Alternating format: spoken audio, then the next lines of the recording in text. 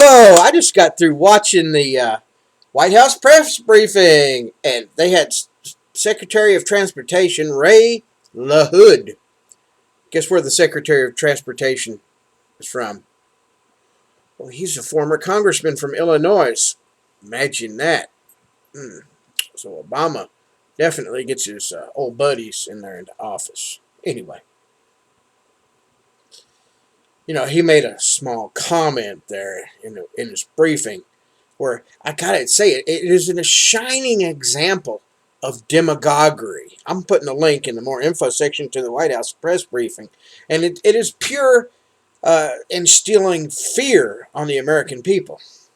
Now, in my small stint, little over 20 years of working in the transportation industry, all that fuel tax you pay, in most states, not all, it goes 50-50. State sales tax, rest goes to the Department of Transportation. So it's about a little over 30 cents for every gallon you pump in your car goes to the Department of Transportation.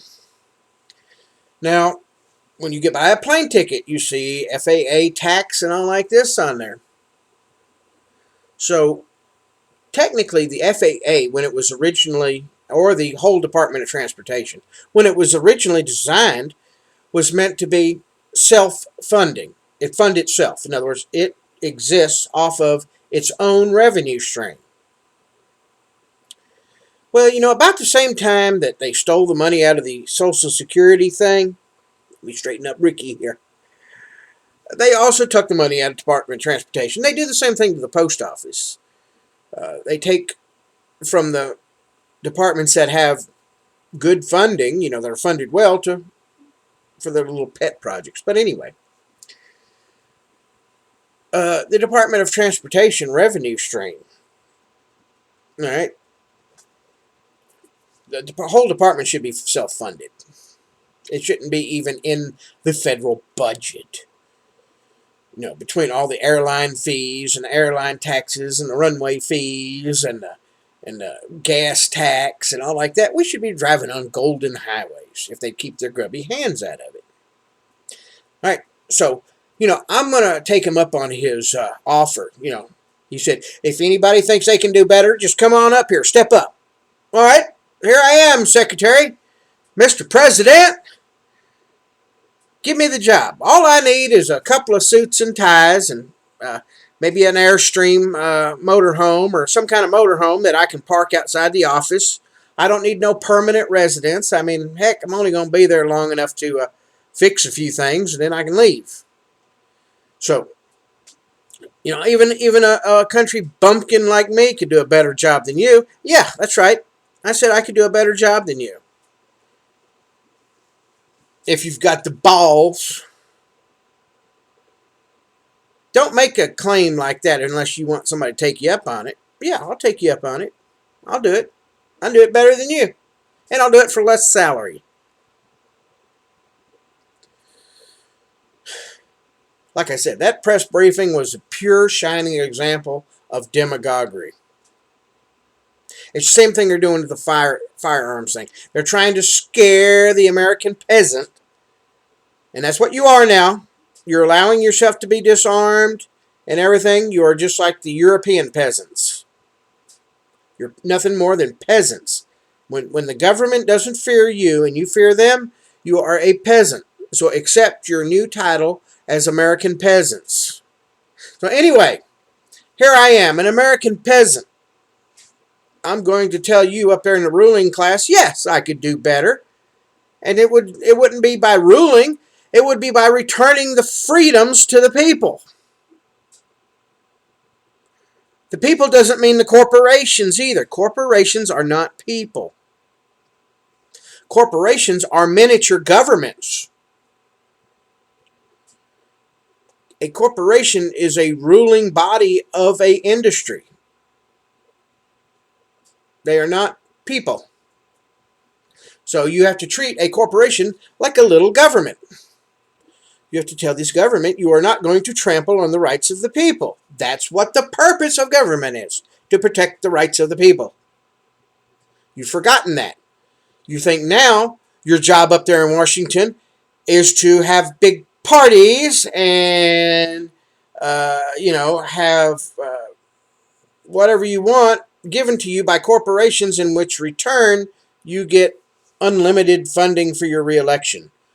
Well, they may not be able to directly fund your reelection, but they can definitely support it by spreading, they own news media. The news media is owned by General Electric, Disney, Gannett, these big, huge corporations. They're the ones that control what the American people see and hear. So if you all you have to do is be on their side, and you're elected to office. That's why I'll never be elected. I will put my name on the ballot simply to prove a point. The American people also don't want to hear what I have to say. Just like I listened to a little video by Patriot Nurse earlier. The people are considered arrogant overseas because they're afraid of their own poo. Well, you know what? Us country folk have poo all around us. We even throw it out on the ground to fertilize stuff. So we're not afraid of poo out here. Anyway, the White House press briefing was total demagoguery.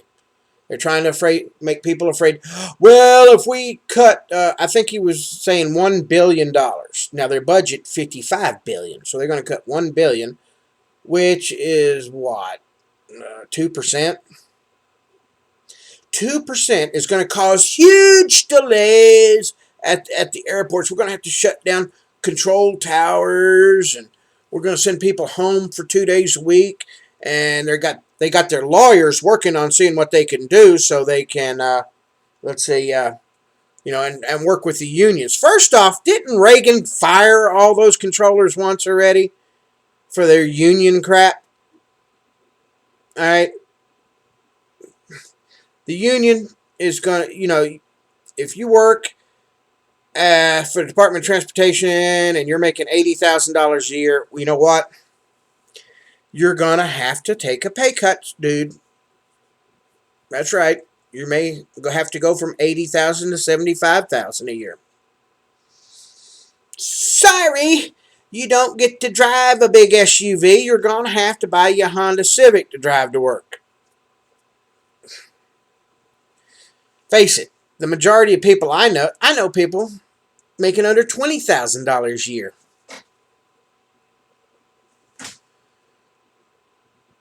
So don't cry. I don't want to hear you crying about it. I can't make it on $75,000 a year.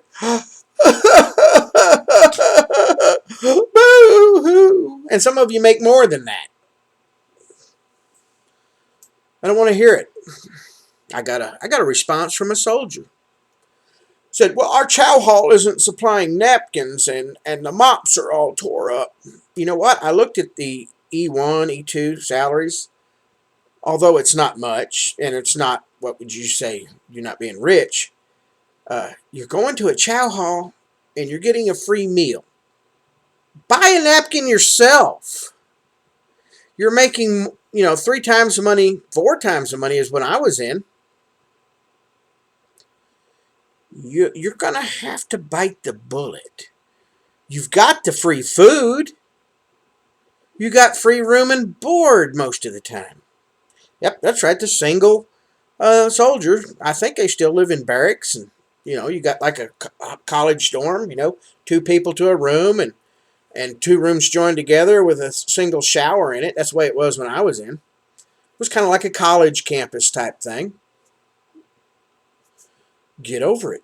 If you're in the Marines and you live in a barracks, your whole paycheck is, you're getting your uniforms, you're getting everything, your food and everything if you live on base, and your salary is there on top of that. So you're not doing bad. I don't want to hear you whining.